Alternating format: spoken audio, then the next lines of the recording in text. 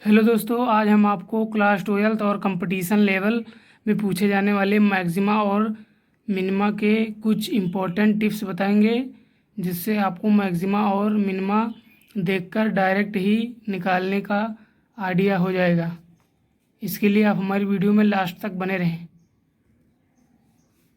Important tips: यदि equation ax² + bx + c के रूप का हो तब इसका लॉजिक क्या होता है? fx ax² + bx + c। अगर a > 0 यानी a का मान 0 से बड़ा है तब वैल्यू और पॉइंट दोनों मिनिमम होंगे।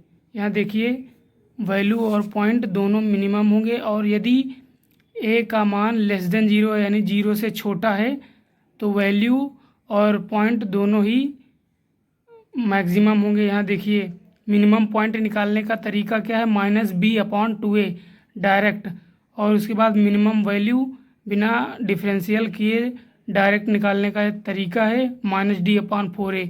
उसी प्रकार मैक्सिमम पॉइंट और मैक्सिमम वैल्यू -b/2a और मैक्सिमम वैल्यू -d/4a, जहाँ जो d होता है b² - 4ac होता है। एग्जाम्पल में हम पहले ले लेते हैं -3 - 4x - 6x²। यहाँ देखिए a का मान -6 है, जो 0 से (0 से छोटा है। अतः यहाँ पर दोनों वैल्यू और पॉइंट दोनों ही मैक्सिमम होंगे।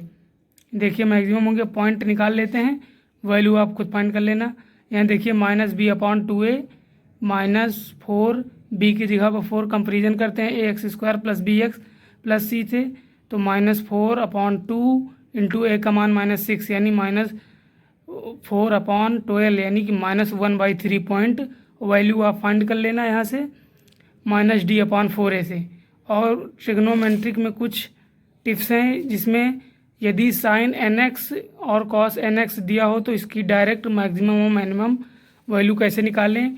यदि n ऑड हो तो इसकी मैक्सिमम वैल्यू 1 होगी और मिनिमम वैल्यू -1 होगी। यदि n इवन है तो इसकी मैक्सिमम वैल्यू -1 और मिनिमम 0।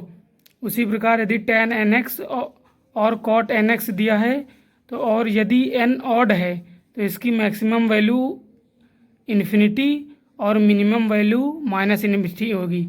और यदि n इवन है तो इसकी मैक्सिमम वैल्यू इन्फिनिटी और मिनिमम वैल्यू 0 होगी।